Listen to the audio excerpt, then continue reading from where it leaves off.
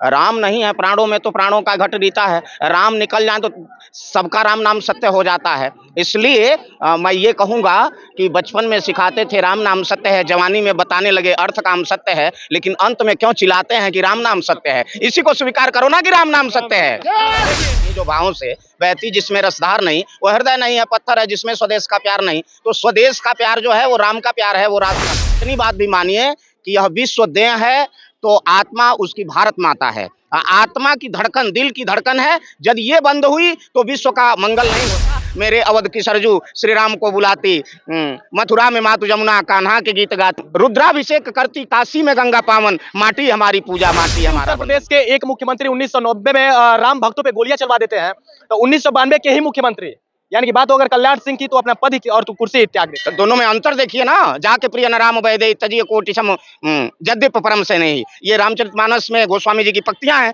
इसलिए राम के लिए यदि कोई गद्दी छोड़नी पड़े तो क्या लोगों ने बहुत कुछ छोड़ा है, आगे भी बहुत कुछ छोड़ सकते हैं। क्या राम भक्त को चाहने वाले केवल हिंदू ही हैं? क्यों, मुसलमान कोई हो तो बताइए। अभी आप देखे हुए कि मुंबई से एक लड़की है जो पैदल यात्रा करके आ रही है प्रभु श्री राम का लला का दर्शन। हम स्वागत करते हैं मित्रों, क्योंकि हम ये कहते हैं अशफाक उल्लासा शहीद चाहिए, दुश्मनों से लड़े वो हमीद चाहिए, और भरे सदा समता का भाव सब में जायसी रहीम रसखान चाहिए। हमें तो हमारा हिंदुस्तान चाहिए। का दिन जो लगभग सदियों से इंतजार था, प्रभु श्री राम लला के मंदिर के लिए कई कार सेवकों ने गोलियां खाई तो कई कार सेवकों को जेल भी जाना पड़ा। लगभग 500 सालों के बाद आज 22 जनवरी को प्रभु श्री राम लला का भव्य मंदिर अयोध्या में बनकर तैयार है।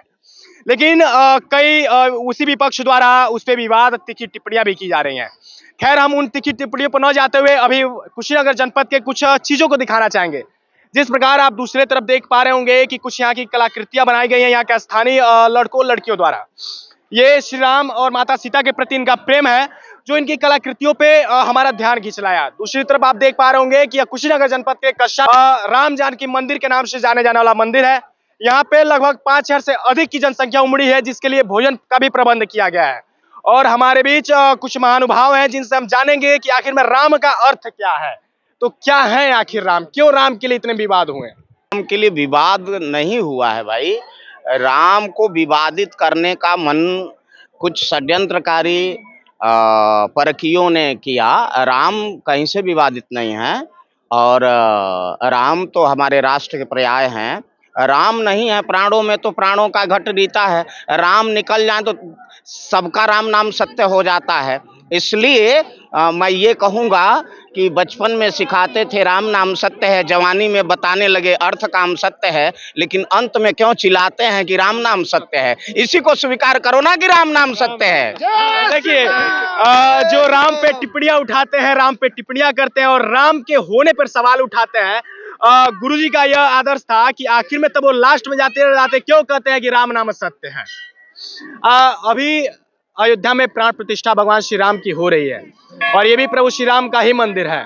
तो दोनों में क्या आपको अंतर लग रहा है? क्या यहाँ पे महसूस कर रहे हैं कि अयोध्या में कोई एक भव्य मंदिर स्थापित हो रहा है तो कोई अलग माहौल पूरे देश में बनता हुआ? ये भैया, तो मैं साहित्य का अध्येता और विद्यार्थी हूँ, इस नाते भरा नहीं जो भावों से बहती जिसमें रसधार नहीं, वो हृदय नहीं है पत्थर है जिसमें स्वदेश का प्यार नहीं। तो स्वदेश का प्यार जो है वो राम का प्यार है, वो राष्ट्र का प्यार है। राम और राष्ट्र, हिंदू और हिंदुत्व, राष्ट्र और राष्ट्रीयत्व, राम और रामत्व एक ही चीज है।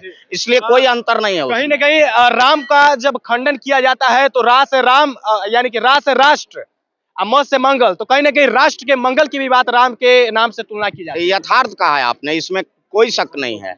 और इतनी बात भी मानिए कि यह विश्व देह है तो आत्मा उसकी भारत माता है। आत्मा की धड़कन दिल की धड़कन है, जब ये बंद हुई तो विश्व का मंगल नहीं हो सकता। इस नाते दुनिया के कोई भी मत मजहब और मजहबी राष्ट्र जब मिटते हैं तो उससे विश्व पर कोई असर नहीं पड़ने वाला है।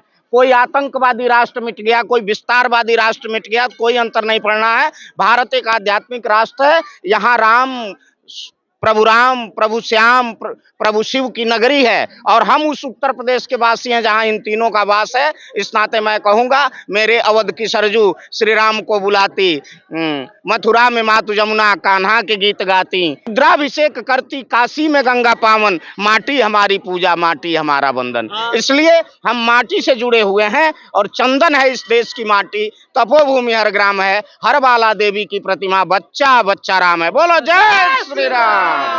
1992 में जेल जाने वाले कार सेवकों के रूप में आप भी रहे थे, जैसा कि अभी आपने बताया। तो उस समय अगर देखा जाए तो जिस प्रकार राम मंदिर के लिए युद्ध छिड़ा था। नहीं, मैं कार सेवक के रूप में उस समय नहीं था। कार सेवा में मैं गया था, लेकिन उसके पहले जो राम ज्योति रथ चला था उस रथ के साथ था। और वो रथ कुशीनगर जनपद के और पिपराइच के आसपास के क्षेत्र में कुंदूर जैसे स्थान से रात्रि 2:30 बजे हम लोगों को जिस हाल में सोए थे उस राम ज्योति के साथ कैप्चर करके उठाया गया और उठा करके वहां से बस्ती जिला जेल भेजा गया। केवल यात्रा निकालने के लिए? यात्रा नहीं, राम ज्योति चली थी अयोध्या से, उससे घर घर दीपक जल रहे थे। वो आलम था और सरकार उसे रोकना चाहती थी। इस नाते सारे आखिर जो राम ज्योति थी वो सरकार के लिए क्या पीड़ा या सरकार गिराने में मदद कर रही थी क्या, कि ऐसे जो ज्योति वाहक थे, जो ज्योति के साथ चलने वाले लोग थे, उनको जेल के अंदर कर दिया? राम जी के असंख्य रूप हैं और सिया स्वयंवर में भी देख करके किसी को भय हो रहा था तो किसी को आनंद हो रहा था। किसी को लग रहे थे कि बहुत कोमल हैं, बहुत नाजुक हैं, शिव जी का धनुष बहुत कठोर है और जिसको राजे महाराजे बहुत बलिष्ठ नहीं उठा पाए, ये सुकोमल राम क्या उठा पाएंगे, ऐसे लग रहा था। कई दृश्य लोगों के मन के सामने थे, तो इस नाते ये लोगों को भय लग रहा था कि राम जी के भावना के अनुकूल राष्ट्र चला तो हमारी राजनीतिक रोटी नहीं फूल पाएगी। और इसी नाते महात्मा गांधी जी ने कभी कांग्रेस पक्ष से कहा था कि कांग्रेस 1885 में स्थापित हुई थी और देश की स्वाधीनता हो गई, इस नाते 1947 में देश स्वाधीन होने के बाद कांग्रेस का विसर्जन होना चाहिए। लेकिन लगा किसी व्यक्ति को कि हम यदि कांग्रेस का विसर्जन करके राजनीतिक पक्ष बना करके राजनीति करेंगे तो देश के प्रधानमंत्री नहीं बन जाएंगे। और उसी व्यक्ति ने देश को बंटवारे का भी काम किया। देश की दोनों भुजाएं दाहिनी और बाईं, कोई पूर्वी पाकिस्तान के रूप में और पश्चिमी पाकिस्तान के रूप में 14 अगस्त 1947 की मध्य रात्रि को काट करके और 15 अगस्त का सूर्योदय भारत की जनता के सामने परोस दिया गया कि देश स्वतंत्र हो गया।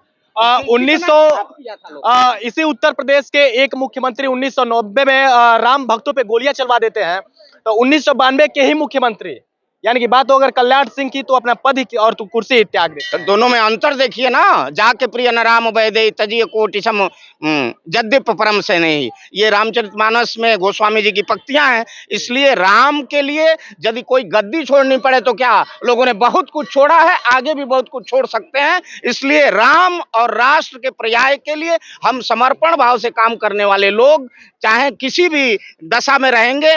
राम प्रथम है, राष्ट्र प्रथम है। किसी के लिए अपना मजहब और अपना उपासना पद्धति प्रथम होगा, लेकिन हमारे लिए राष्ट्र और राम प्रथम है। ये मान करके जो भी कुर्बानी वर्तमान से लेकर के और भविष्य के गर्त तक भी जो छिपा हुआ है, भूत में जो हमारे पूर्वजों ने बलिदान किए हैं 76-77 बार, आज ये शुभ दिन उसी के परिणाम का स्वरूप है। आज अशोक सिंघल जी नहीं है, उनकी अंतरात्मा स्वर्ग में जहां भी विराजमान होगी, वो ही शिल्पी थे वास्तव में इस आंदोलन के। आज लाल कृष्ण आडवाणी जी अस्वस्थ होने के कारण समाज के मध्य नहीं है, लेकिन रथ यात्रा करके उनको भी जो गिरफ्तारी करने का काम किया गया था, आडवाणी जी का योगदान है, अटल बिहारी वाजपेयी जी का योगदान है, राष्ट्रीय स्वयंसेवक संघ के लाखों लाख प्रचारकों और कार्यकर्ताओं का योगदान है। इस योगदान को हम कहीं अक्षुण्ण नहीं कर सकते। केवल किसी एक राजनीतिक दल के नाते ये परिवर्तन नहीं आया है। सैकड़ों सैकड़ों राष्ट्रभक्तों, राष्ट्र नायकों और राष्ट्र में विभिन्न प्रकार के काम करने वाले, चाहे वो गायत्री मिशन के लोग हों